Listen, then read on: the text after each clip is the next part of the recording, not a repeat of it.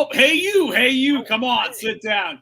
You're sitting at the grown-ups table. I'm your host, Jesse Pimpinella, and as always, my partner in crime, John Jacobs. Thank you so much, and a happy Tuesday to all you guys. Thank you so much. I know you guys were waiting for that theme music. I will get playing that again. I just got to get used to the controls here. Glad to be back. This week, we're going to kind of almost do a part two of last week's conversation with the MCU and a lot of the announcements that were at Comic-Con, but now we're specifically going to get into a topic that I've been most excited to be talking about, and that is Wolverine Deadpool. It had stakes, gore, and everything we've ever wanted. My wife just brought me coffee. Oh, no. Is Sarah complaining about the movie already? No. First off, Jesse did a fucking face plant in our kitchen. Oh. Wow, are you? Oh, yeah. Why didn't we get to see that? During the number countdown thing, I did a face plant. I ran into the counter. Honey, am I bleeding? Just check if I'm bleeding. You broke skin. I broke Are you skin. looking at his ass? What? No, it was my back. Did he cut his ass? No, it was my lower back. Listen. Oh, okay. I thought you cut your ass. I was like, dude. No, I've done that before, but this is a grown-ups table first. I broke skin today. This is a grown-ups table first. I think it's the first time blood has been spilled on the show, so we might have to make that a regular thing. I mean, what better? This show is about Deadpool Wolverine. Yeah, right. Tons of blood is going to be spilled. So, yeah. No, I was on the ground during the countdown going, fuck. And I'm like, Really? I was just army crawling to the laptop because I had 30 seconds to get back. You should have told me that you were going to be late, so I could have acted like. No, this just happened during the countdown. Yeah, I know. And then that way, when the camera came on me and you were nowhere to be found, I could be like, I'm having a good time. I'm having a good time, yeah. All right, I'm going back to my boat. Later. So anyways. Hi, Sarah. Let's talk about this movie, man. Talk about this fucking movie, man. That's what we're here to do. First off. Anything before we jump in? Anything at all before we jump in? Okay, before we jump in, guys, spoiler alert. We're spoiling this movie. Yeah, spoilers. And now look. And I don't think we need to say spoiler alert at this rate because I think the internet has done it all. Yeah. The internet, like, everybody and their friggin' grandma filmed the whole movie on TikTok and put it on. Oh, dude, it's hilarious on how many, good quality, 1080, 4K. Dude, and I'm just glad. Jesus, how many people filmed this? I am so glad that TikTok was not a thing when Avengers Endgame came out, because y'all are spoiled little snitches. I had to take off work Thursday, the 24th, the 25th, the day before the premiere, because there was a special screening, because I was like, I'm not getting this spoiled for me. If this gets spoiled for me, people are dying. People are just going to die. You're gonna get to see a true crime thing. Because, dude, I miss the days where people used to kick the shit out of people for spoilers. I still remember Force Awakens. Someone came out of the first showing and saw the second showing in line, and he yelled, Han Solo died. And everybody in that line got out of line and collectively kicked the shit out of that guy. And I was just like, that's America right there. That's the America I want to live in. It's just like that episode of The Simpsons where Homer ruined The Empire Strikes Back when he told the ending walking by the line. That's exactly what happened. Exactly. Except that guy was a prick. Homer's just an idiot. He's like, wow, who would have thought? Yeah. Well, anyways, guys, we're super excited to be talking about this show. John, what were your thoughts on this fantastic film that I found fantastic? What would you think of it? Wow. So we're just gonna. I'll jump into it. I'll give my review while you share. Okay, so I honestly didn't know what to expect. I mean, I've been hyped ever since the announcement. I thought the announcement was hilarious. I know we talked about it on the show. Yeah. Where they're just, and this was years ago, obviously. But yeah. That commercial was just so fucking funny. Where he's just sitting there and he's just like, "Want to do another one?" He just gets up, walking the background.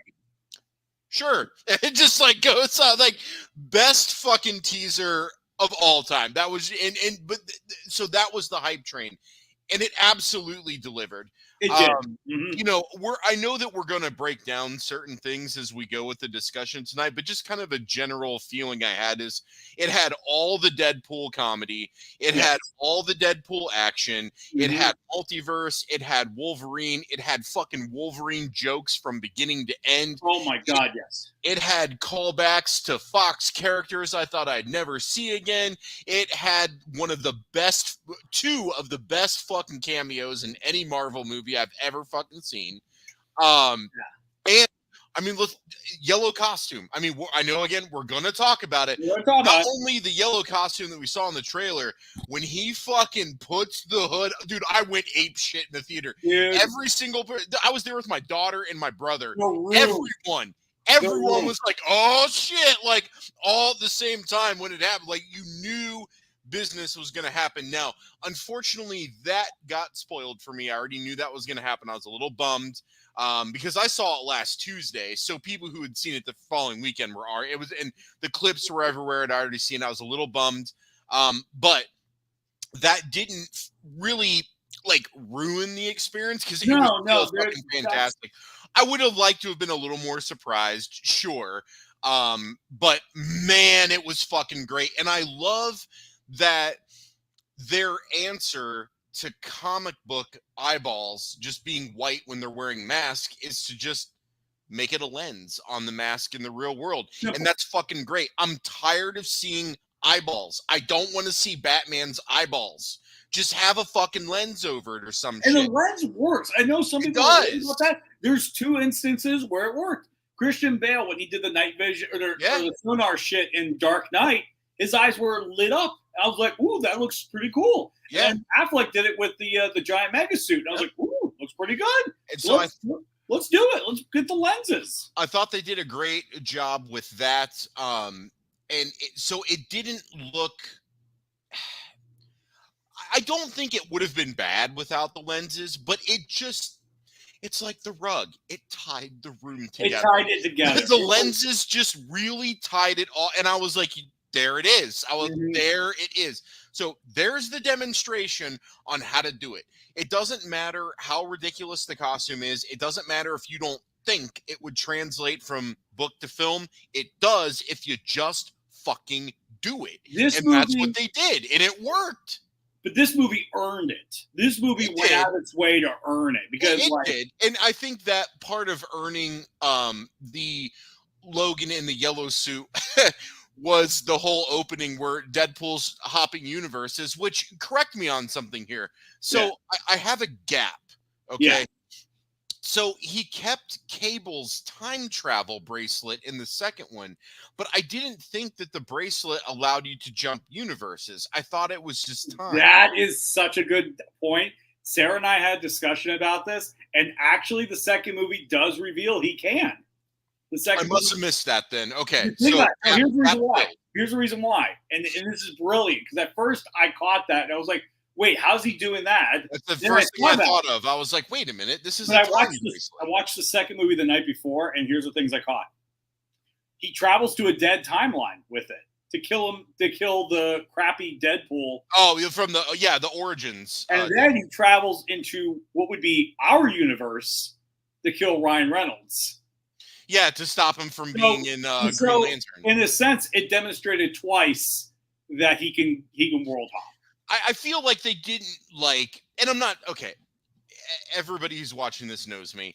I'm not saying they need to spoon feed it to us, but just one sentence of exposition to just let somebody know would have been nice instead of me sitting there like, what? And then, okay. Oh, I'm not going to lie to you. It jarred me when he was talking to, spoiler, Happy Hogan at one point. Yeah. But then it wasn't until after the movie when I thought about it. I'm like, no, they establish he can jump worlds. They establish it. But it's not something at the front of your mind. It's not something in the front of your mind where it's kind of like the whole thing where Wolverine and the Wolverine, where he goes to Japan, he gets his claws cut off. And then the next time we see him in Days of Future Past, they're metal again. And it's like, how can that happen? And if you think about it, you're like, well, he's working with somebody who's a master of metal who can manipulate. Well, I mean, he got the bone claws cut off, but then when he got the adamantium, he got the adamantium claws. Well, I'm just saying, like, no. I'm talking about in the future. of David. Sorry. Okay. In the future part, he has his claws back. Yeah. So it's people ask how do you get his claws back? If the last time we saw him, they were cut, and it's like, I mean, maybe they did regrow back. Maybe anamantium is part of his DNA, or Magneto just was like, oh, let me just put a little thin layer. All right, cool, done. You know what I mean? Like, he spackles over like the broken drywall that is his claws. Like, I got this. All right, cool. But yeah, no. Anyways, but let's talk about. I mean, I think one of the things that made this movie great was it felt like a true buddy comedy. Like, you ever see the first 48 hours? Have you ever seen that one? I mean, I'll be honest, and I know I'm going to get eviscerated here. No.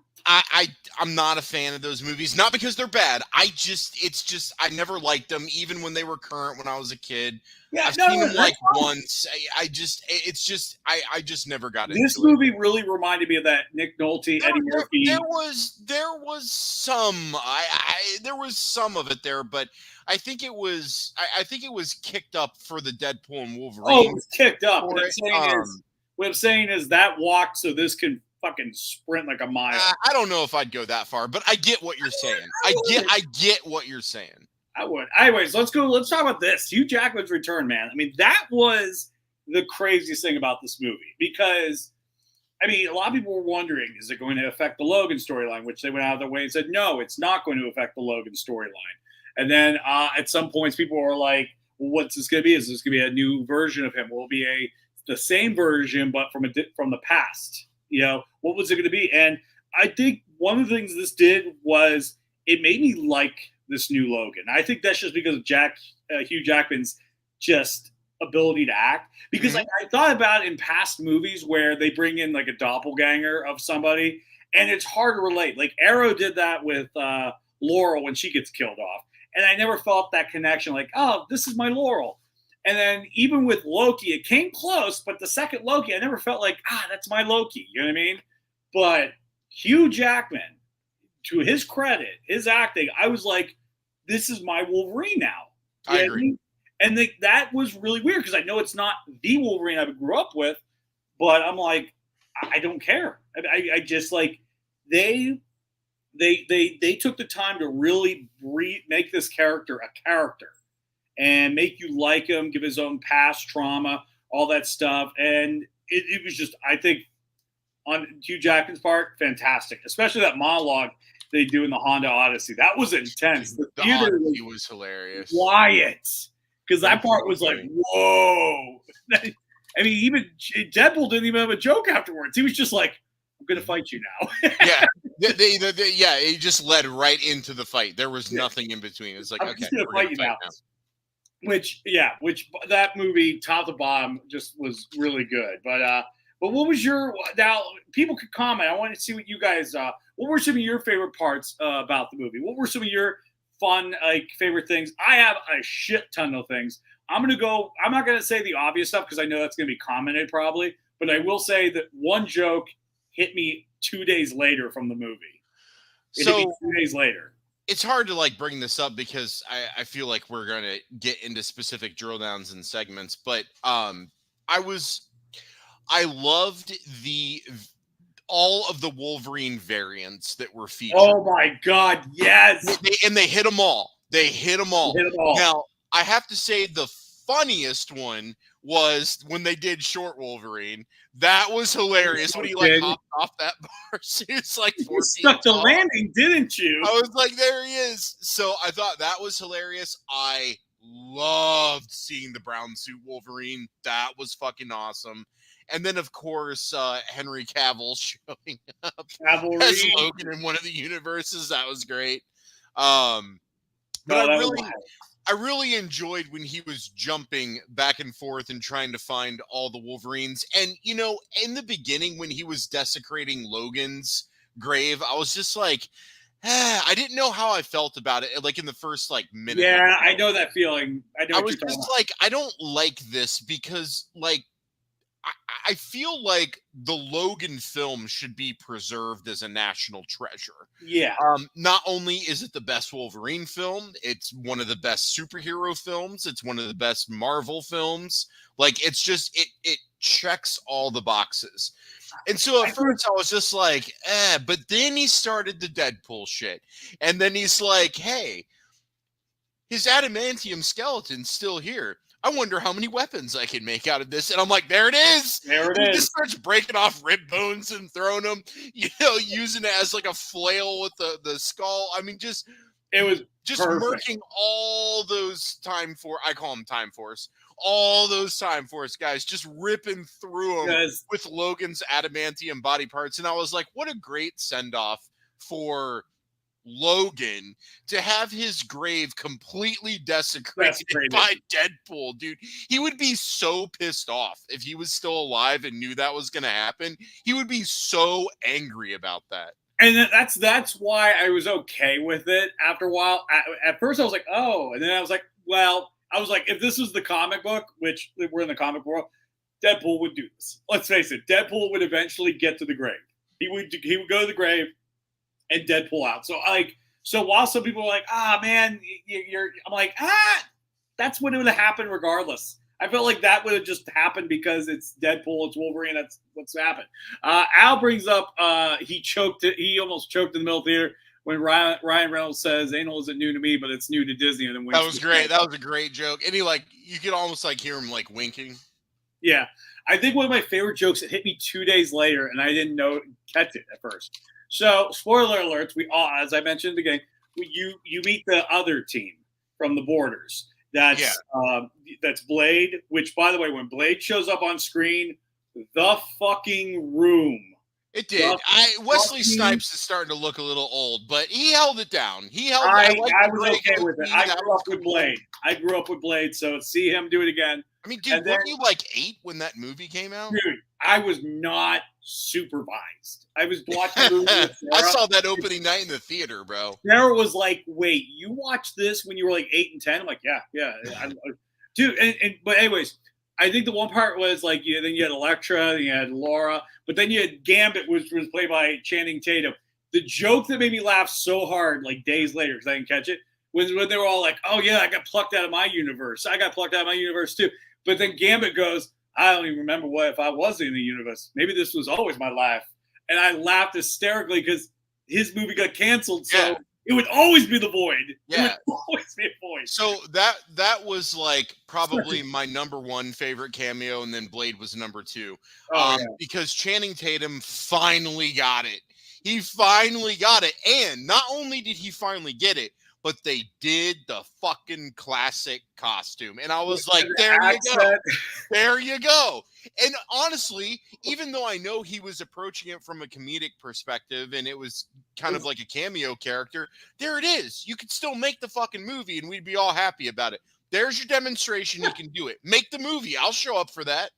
I just loved all of his euphemisms because I've been using them all week. I didn't know my daddy, but I sure shot his dick ready. What in the hell are you saying? Everything he said was just cracking me up. It was just so damn funny. But I think Channing Tatum was my favorite cameo. My second was Blade until it got dethroned at the end of the movie because Johnny Storm was third, and then that post-credit scene brought him to second. That was some funny shit. So I kept wondering, what are these end credits going to be? And the fact that he came back, he's like, look, I'm going to prove it to you once and for all. I had nothing to do with this. And you're like, yes, you did. You lied. And then it shows the footage. I'm like, he was telling the truth. Johnny was talking all that shit and deserved to be unzipped. He deserved it. He was talking shit. Jangling juggernauts. But the funny thing is Deadpool wanted him dead for a reason, and I don't know what that reason is because me neither. He totally ratted him out, knowing that he was going to get killed.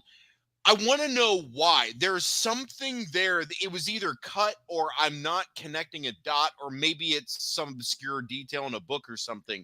But I want to know the definitive reason why Deadpool called him out and got him killed. There had to be a reason. There has to be. And I wanted, other than, maybe there isn't. Maybe the reason is Deadpool just wanted him dead because he wanted him dead, and that's what Deadpool does, and I'm okay with that. That's fine. But I'd like to know why, because I think that would make it even more funny. Like, what was his motivation to get him killed? I bet there's going to be a director's cut, which is what I've heard.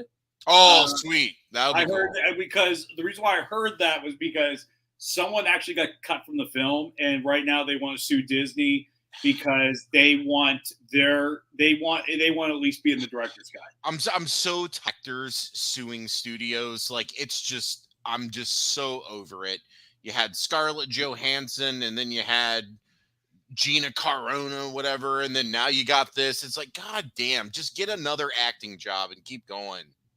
Scarlett Johansson, I'll give her her flowers because she produced the film and she helped create it, so she has some ownership to it. But the other two, Gina Carano and and the person I'm going to bring up, apparently, again, this is all from what I read. It could be wrong. The internet sucks. But the She-Hulk actress, she was dead. How was she suing for? She got cut from the movie. Oh my god, you guys! Actors have been getting cut from films since cinema began.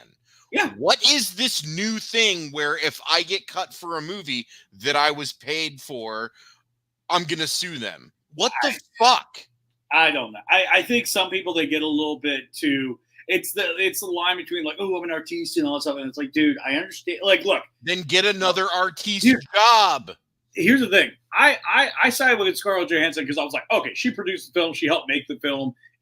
Her name is on the film. I'll give her that. No one wants to be kicked out. No one wants to get kicked off their own boat. You know what I mean? Sure. But if you're a guest on somebody's boat, yeah, you're like a tertiary character or just a one-scene character. What are you complaining about? I'm sorry it happened. I'd be upset if it happened to me. I'd be upset too, but I'm not going to sue the damn studio because they cut my one scene or three scenes or character. Yeah. It happens all the time. Part of being in filmmaking is the film is really made when it's being edited and shit gets changed. So what the fuck, man? You think that guy was bitching when he got cut out of Star Wars, being Jabba the Hutt? No, dude. No, people need to just show up. He got his money. Yeah. Mike Norris says favorite part was the Gambit came out. Oh yeah, that was a hell yeah moment. I don't think anybody could believe it. Even Al was joining him with that. Total nerdgasm. Sad Ryan Reynolds has to be the one with his offbeat comedic parody films to give us what we actually wanted. You know what? And that's the best part about parody. Parody can work as a satire, and satire can be a mirror to society saying, look what society wants, give us what we want. You know what I mean? So, but the thing with this is it's parody, it's parody. It's satire, it's comedy, but it's also a canon MCU film. It is. And so that's what's so great about this. And that's why we talked about the anal joke to Disney in the beginning, is that this is a fucking MCU movie, and look at the content that was in it. Make more. Don't saturate it with more.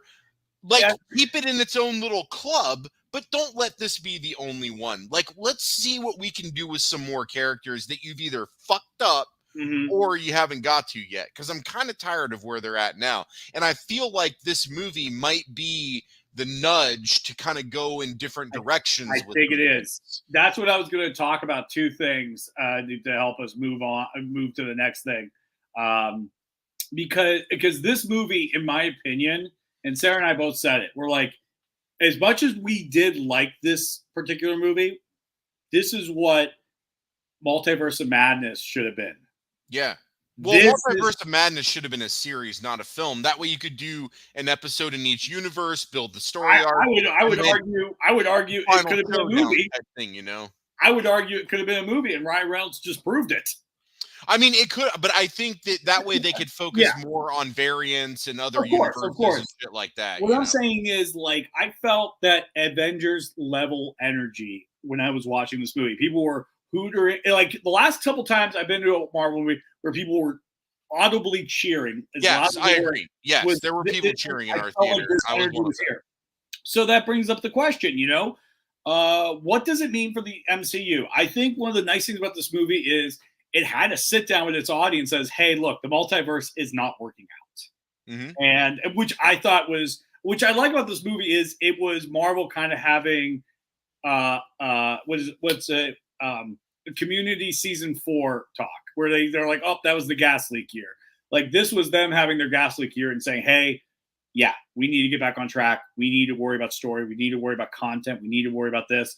And I think this movie did such a good job saying that. Now, what comes next? Yes. Hopefully they carry the baton. Because in my opinion, if this is a 4x1 race, like let's say it's the Olympics, Ryan Reynolds just gave them a head start. And now it's up to the next 3 runners to grab the baton correctly and run it like hell the right way they should. So listen, I'm just gonna come out and say it. We need one more solo Wolverine, and it needs to be Yellow Suit Wolverine. Of course. And he needs to like go back to his universe. What was his universe? 1012, or I forget the number that his universe was. Yeah. Because what is it? What's ours? The 613. What is it? What's the number? Okay, MCU is 616. And that's the one that's the sacred universe. That's Fox the one we can't fuck up. Fox is like 10112. Yeah, something like that. Yeah.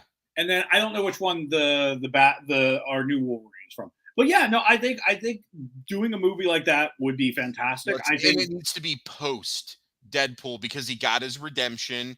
He got himself together. He let that shit go. He's back. Thank you, Axe. Let's put him back there and have him just tear some shit up. I will show up for that too. Yeah. I think one of the things is that like I was talking. Axe just commented 616. Yep. I think the biggest problem, and I've said this already on the show 1,000 times, and I'll say it one more time. The last 2 phases didn't have a point.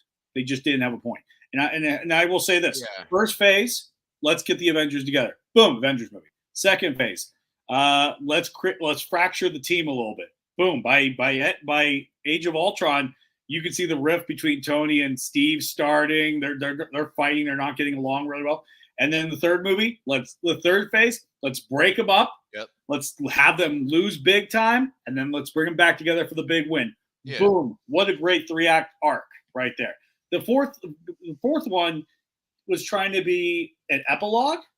It was trying to be what comes next, but then it never showed us what came next. They should have been like, okay, the Avengers are gone.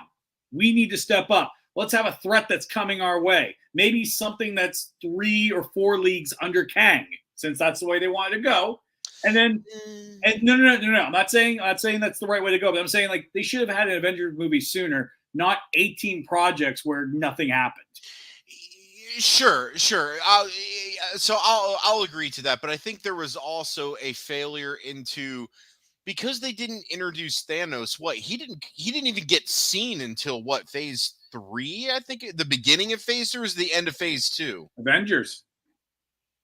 He's consulting Loki. Now I don't think he wasn't. They didn't show him on screen, though. Yeah, they did. They did. I don't remember that. Yeah, it's very quick. All right, well, never forget it. I'm wrong. Forget it. But here's the thing. At the time when they made that movie, they weren't trying to build this big universe. Well, they were just saying, let's just make a good Avengers movie. We're talking about it in hindsight, though, before it happened. So yeah. I get that. Yeah. I lost my train of thought on what I was going to say. Yeah. Shit. But we were talking about the failure of multiverse and this whole Kang thing. So I think they did a disservice by not introducing Kang sooner, because when he just showed up in Quantumania, I was like, okay. I was like, oh, this guy's cool. Okay. Like, I don't know. I didn't have the instant threat. Oh shit, this guy is here. He's gonna fuck everything up. Like this is gonna happen, and but like he showed up, and I was like, okay. And then like I really get annoyed with that whole trope of let's introduce the villain as a friend, and then through the story he'll be revealed to be the antagonist that was using the protagonist. Like, guys, we've done this a million fucking times. Stop doing that.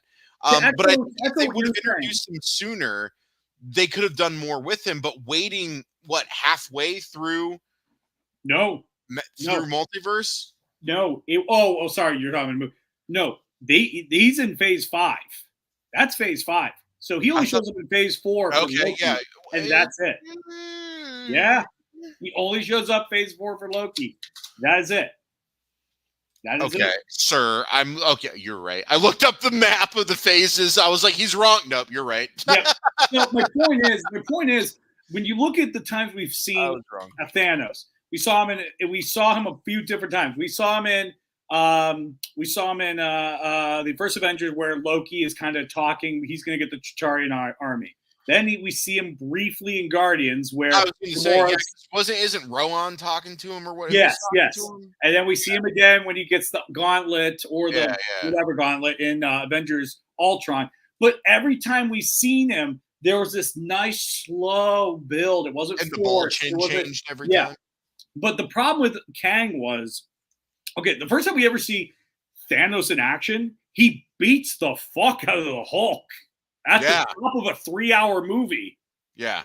So when you beat the fuck out of the Hulk at the top of a 3-hour movie, where are we going? What are we going to do?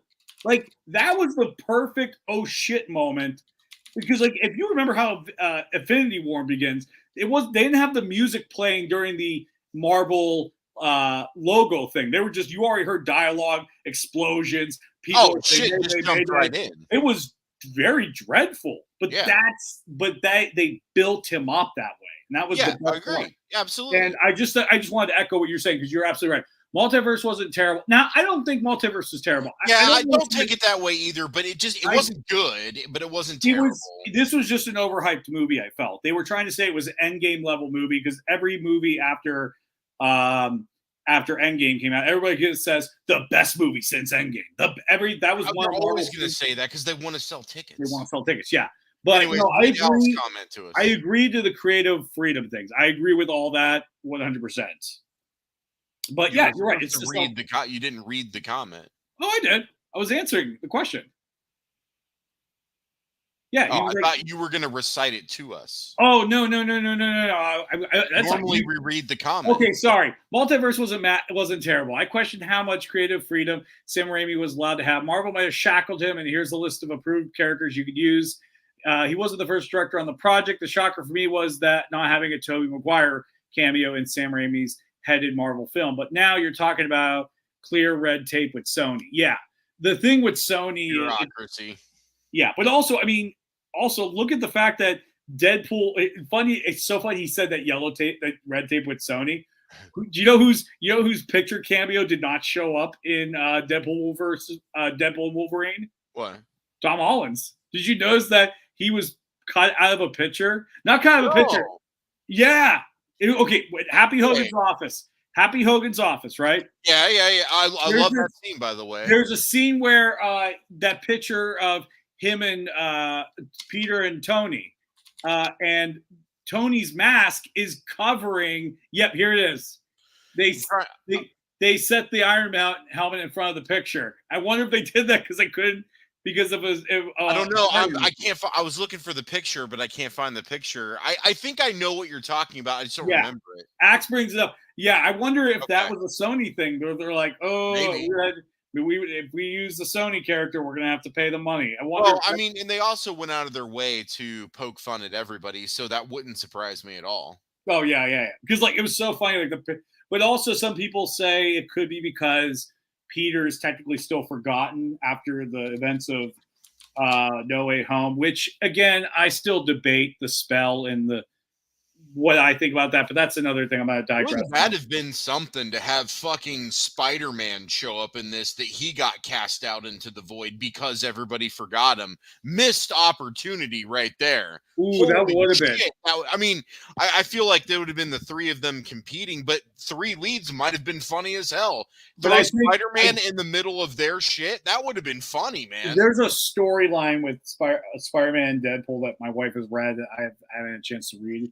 And I heard she says that in itself is cinematic on its own. So I'm wondering if they're going to tap that eventually. That missed opportunity right there. That would have made so much sense. He goes to the void because everybody forgot him, so he doesn't need to be on that earth anymore. So let's send him to the void. Dude, that would have been great. Mm-hmm. Oh, no, I would have. So anyways, yeah. So I guess with going back to what we were saying with the whole thing, like this movie kind of tapers off the multiverse a little bit, and they kind of did that with Loki, they're kind of holding the whole Kang storyline at bay because they do that one throwaway line where like, oh, we'll just keep monitoring it. If anything develops, we'll let you know. So it could be forever before Kang ever does anything. So now, and obviously they're trying to pivot towards Doctor Doom. And don't forget, the comic book, The Secret Wars, shows up in this movie. When they get sent to the Void, he's laying on the ground and Wolverine picks him up. But right next to him is a comic book cover of The Secret Wars. So this movie to me seems like this is kind of like, okay, we're going to go in this direction now. We're heading towards this way. We might play with the multiverse a little bit for funsies, but I think they're going to go, okay, we got to go in a specific direction now. Because the multiverse stuff, they're not going to be done with that. I mean, they're going to use Fantastic Four, which is not in this universe. So they're going to be there's going to be more to it. What they do is the question. The movie after this one is Captain America: Brave New World. Which, that looks pretty good. We talked about that. That looks super grounded. So I think Marvel is trying to get super grounded from its Paramount days, which I think is what they need to do. I agree, and this is a really good way to bridge that gap because it was just like so many people felt disappointed. I don't know if disappointed is the right word to describe me. I just don't feel the way about the franchise now that I did 10 years ago. And I don't want to load that up with a bunch of bullshit. It's just the way that it is. I felt one way 10 years ago and I now feel a different way. I want to go back to feeling that way I did before. And I think a good way, and I'm not saying my opinion is better than anybody else, but I'm sure a lot of people feel that same way. They want to feel like it did 10 years ago when that was the thing. And so this is how you do it. You bridge it with something like this. You say, fine, we fucked up. Here's the movie you've been asking for. And oh, by the way, here's all the violence you wanted. Here's all the cussing you wanted. Here's the characters you wanted. Oh, hey, let's make fun of the multiverse and try to kill off all the 20th Century Fox stuff. And then we'll springboard over to here, and we're going to finally give you that Fantastic Four movie you've been wanting. But instead of casting a Doctor Doom, we're just going to bring in variant Robert Downey Jr. because he sells tickets. And so this is how they win everybody back over. Yeah. And that's cool. I hope it works out because I want to go back to feeling like I felt 10 years ago. I think the next step they need to do is let us miss you. That's what Star Wars needs to do too. I agree with you. What was the last movie that came out for Marvel? The last movie, The Marvels, came out in November. That was the last one. That was the last movie to come out. Oh shit! Those are the last project. The last project might have been Echo, which was in January, but still pretty far off. Yeah, Well, What If might have came out in April, but I don't really watch What If is a nice thing where it's canon and not canon. We're talking about cinematic universe. Yeah, you're all good. You're all good. My point is that let us miss you. Make us hungry for this movie. Totally agree. This movie, people were hungry for it. They wanted it, and it delivered. And wanting it. We've wanted this movie for, I don't know. Well, we've been wanting to see Wolverine in the yellow suit for almost 30 years since the original X-Men cartoon was on. Go back to doing 2 movies a year. Because, I mean, look at this movie. This movie's on track to become a $1 billion movie, and it's going to knock The Joker, which is currently the #1 comic book movie R-rated to hit $1 billion. It's the only one. Oh, this movie's going to obliterate it. It's like 900 something now, isn't it? Yeah. Oh, it's going to hit $1 billion by this week. I just checked like a day ago and it was like at 840. So I'm sure it's been higher now. It's gonna hit. It's gonna be $1 billion. But my point is that like make a bunch. Would you rather? What was that? Someone said, do you want the $100 million idea or you want the $1 billion idea? You know, I would rather have a $3 billion ideas instead of 5 $100 million ideas. Yeah. You know what I mean? So let's do the $1 billion. Let's go back to the $1 billion club where every comic book movie was saying $1 billion because the effort was put into it. You know what I mean? If you do that, I think you're going to do so many great things. And one of the cool things about A Brave New World for Captain America is they're bringing back all the Paramount characters. And I know, I do like that. I know some people, for those who don't know what I mean by Paramount, Phase 1 was not owned by Disney and was not made by Disney. It was bought off of Disney. Disney bought it later after it was Paramount. Paramount made those movies. But anyways, back to the story. They're bringing back Betty Ross.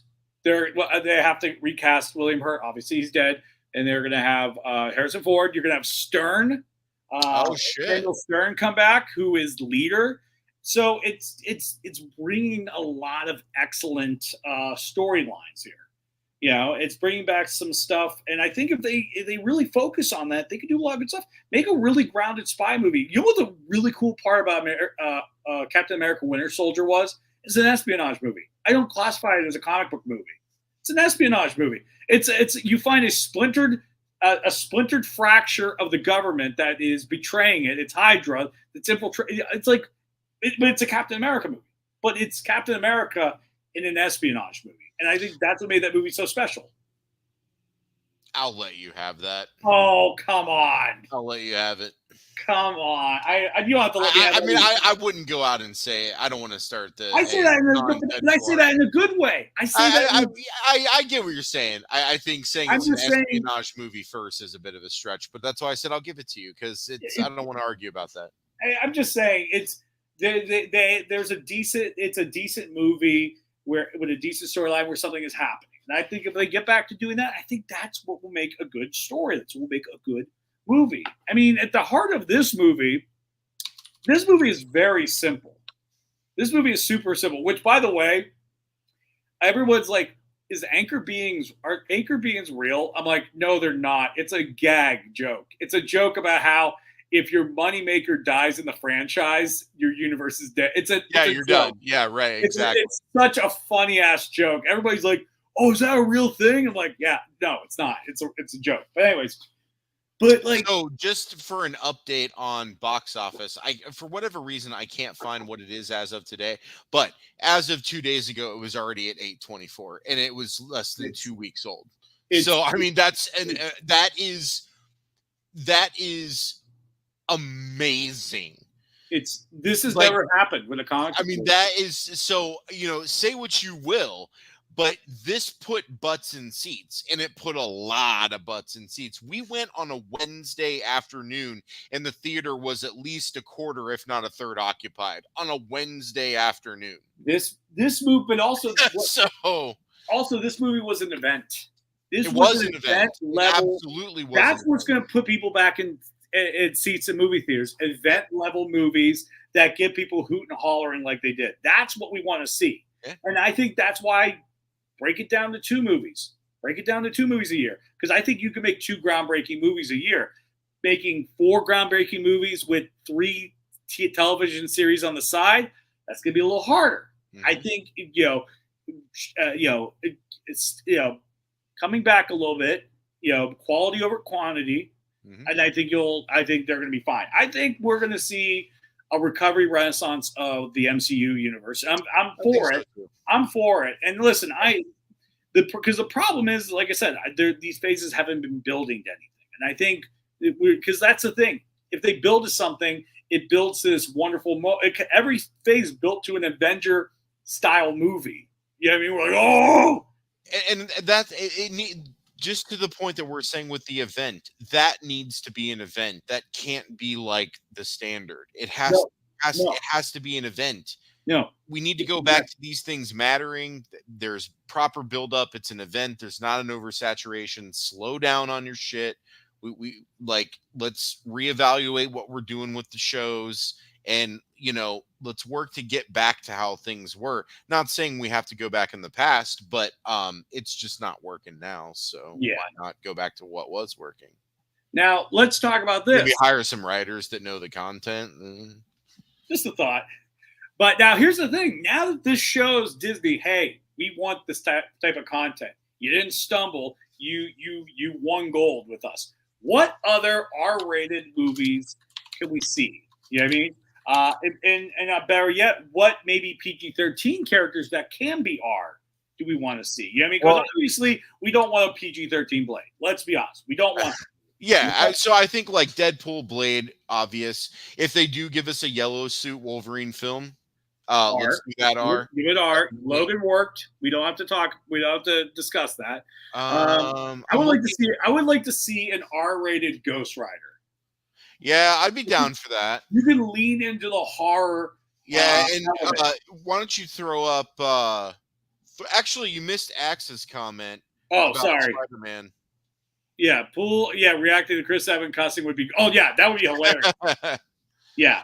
And then Al was talking about Punisher. Absolutely, and I will die on this hill. I like the Thomas Jane one better. I thought that was a great Punisher film. Eviscerate me if you will, but I will defend that.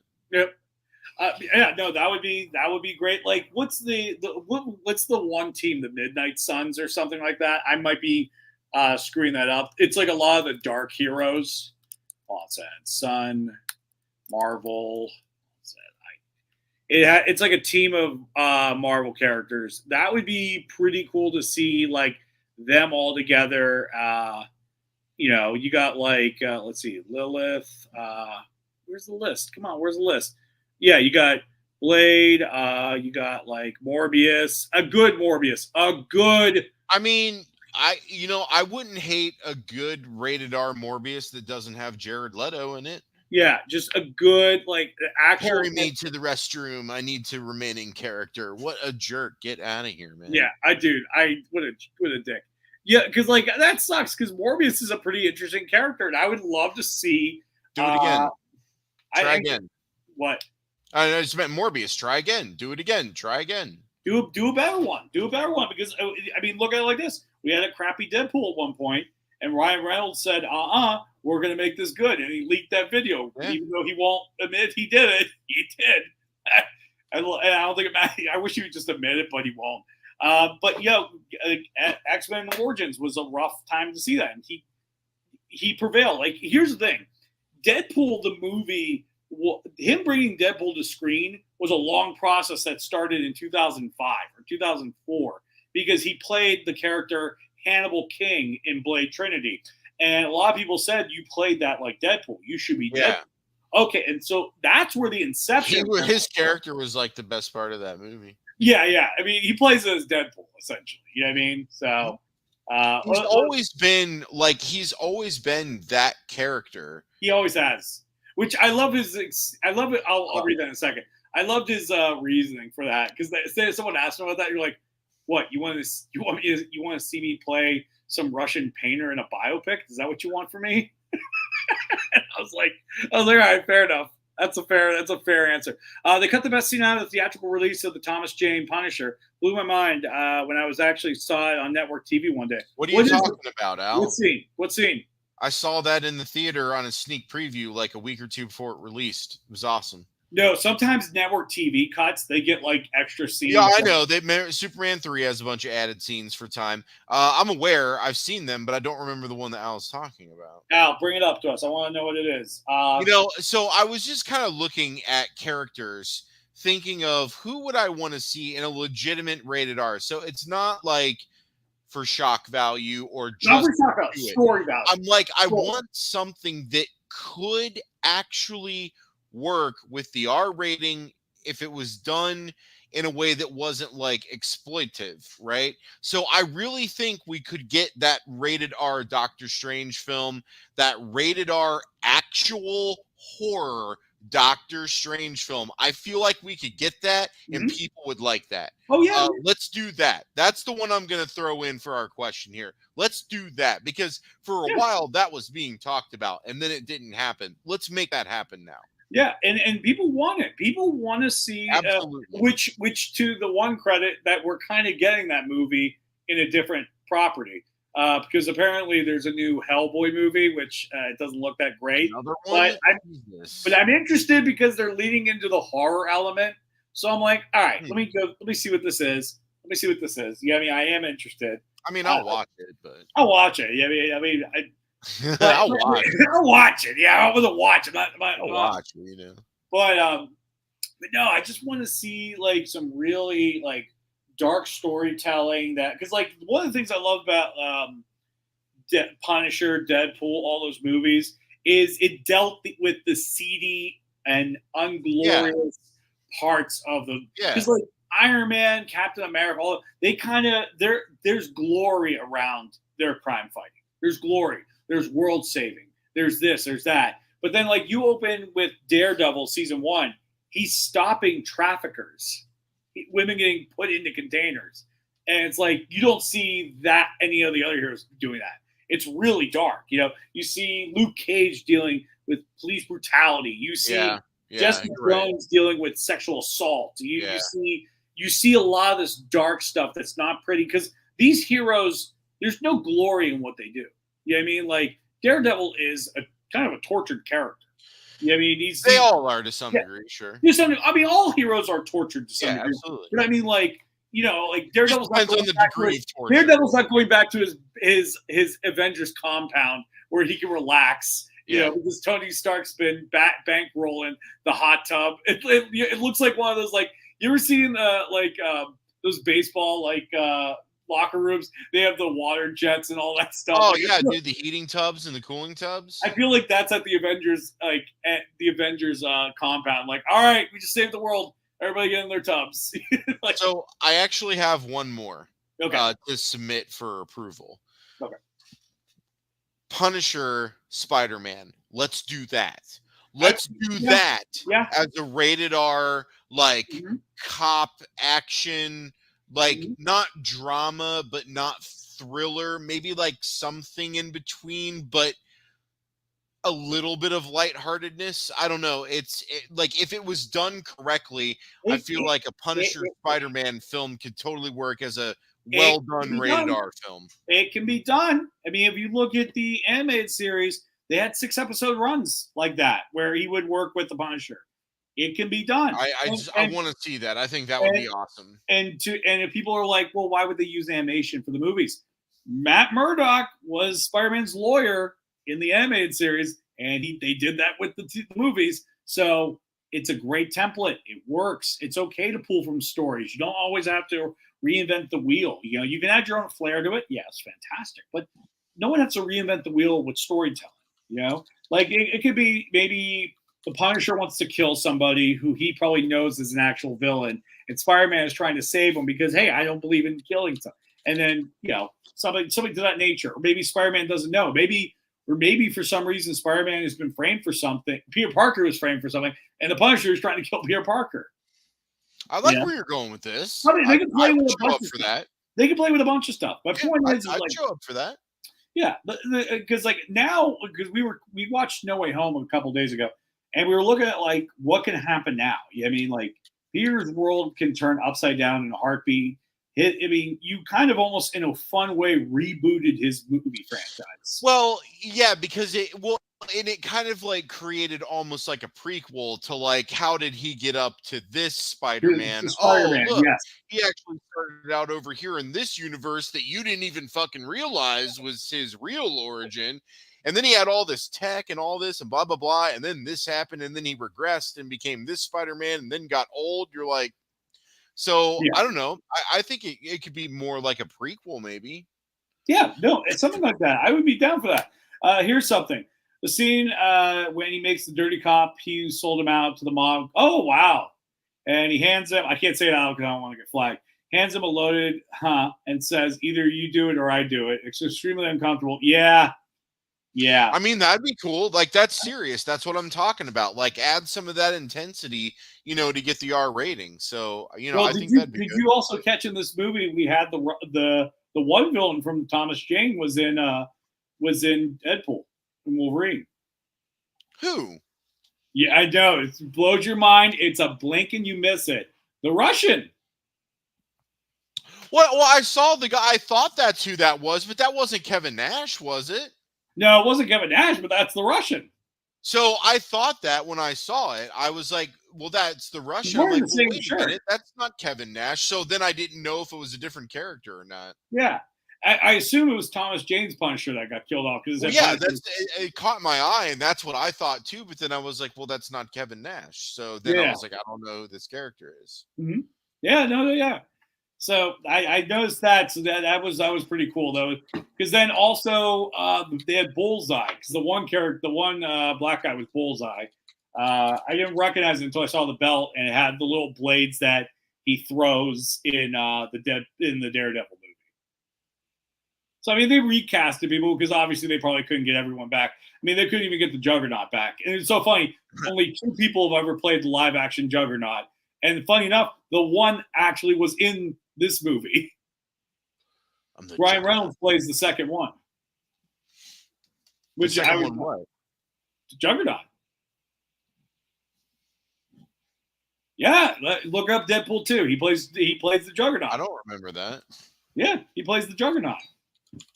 It's a really weird fact. I think it had something to do with they were running low on a budget and they couldn't get another actor, so he did it. Oh, I guess I just never realized that was him. Yeah. I totally missed me on that. See, we're learning new stuff every day. So before we wrap up, there is one more topic ad hoc that I wanted to bring up. Yeah. So just give me your number one. Out of all the Deadpools that were featured, because they featured quite a few, and then there were a bunch of manufactured ones as well. But the one that was missing that I really wanted to see, Panda Pool. Panda Pool, okay. So what's your one pool that was not featured that you wanted to see? And if you need me to give you another one. I'm trying to think because the one I wanted did show up. That's the thing. I'm trying to think. Like the ones I wanted did show up. So I'm trying to okay, well, what was one that you wanted that did show up? It was in the background. I heard rumors that they were going to make fun of Hugh Jackman by having the Greatest Showman pool. And he's in the background wearing Hugh Jackman's costume. That's hilarious. Like the fact that is pretty funny, dude. Because I think I can picture that now. Wait, let me see that picture. The Greatest Showman Deadpool. Hold on a second. Give me a second. The image is there, and I laughed hysterically. Yeah. Here it is. I got it. Share it so we can all see it. It's so blurry because it was so small. I really think I saw it. Hold but on. I want to see the picture to confirm. Yeah, I'll say here it is.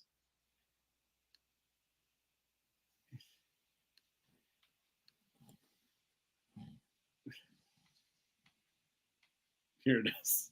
You see it? So I wasn't the one that I was thinking, but that's funny as shit now that I can see it. I thought it was hilarious. That cracked me up so much because like I was all there for all the just messing with Hugh Jackman. So when I saw that, I was like, I heard they were gonna do it. And I'm like, no, I think it'll get too silly. And then I saw it and I'm like, okay, it's perfect. It's perfect. But yeah, if I'm trying to think of any Deadpool I can think of.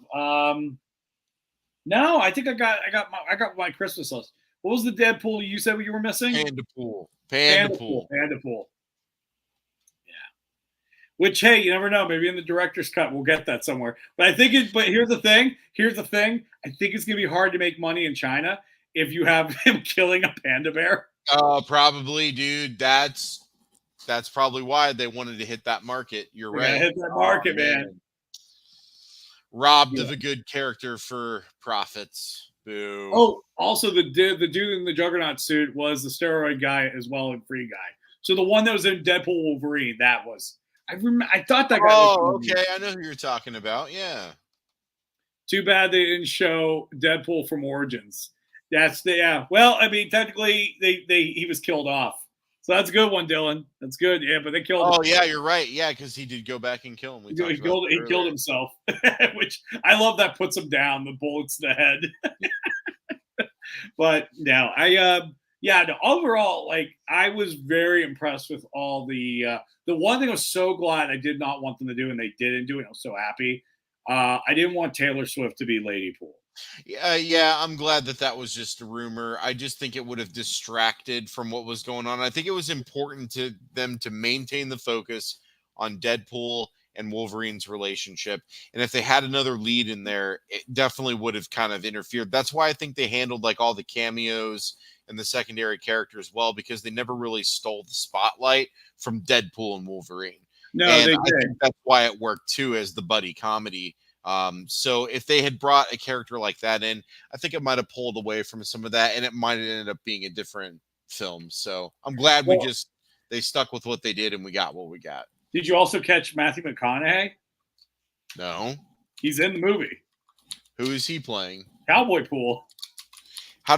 He's Cowboy Pool? He's Cowboy Pool. Oh my god. Dude, I watched the credits, but I didn't watch the credits. Clearly I should have. Dude, Ryan Reynolds called in a lot of favors. Jesus, man. Yeah, if you guys get bored, look at who played all the Deadpools. Like his whole family was in the Deadpools. Like the Kid Pool was his oldest daughter. Baby Pool was his youngest daughter. Blake Lively was Lady Pool. Like it's crazy. So go check it out. It's really, check out the movie, but check out the credits and so you can see who's in the movie. It's amazing. But hey, that's all the time we got right now. Thank you to everybody that tuned in, man. This has been a fun show. Shout out to Dylan, Al, Axe, Michael. Thank you guys for commenting. You guys rock. Thank you so much. We'll be back here next week, Tuesday, at 7 o'clock. We're excited. We'll be announcing our next topic on the Grown Ups Table on Facebook. But make sure you tune in tune in to the channel all the time because we have past episodes you can catch up on and everything. You can watch last week's episode where we talked about the Comic-Con announcements, which is a great companion piece to this episode. So if you haven't watched that, you can go tune into that and have a little bit of a part 2 here. But anyways, thank you so much. Until next time, I'm Jesse. And I'm John. And you've been sitting at the Grown Ups Table. Thank you and have an awesome night, everybody.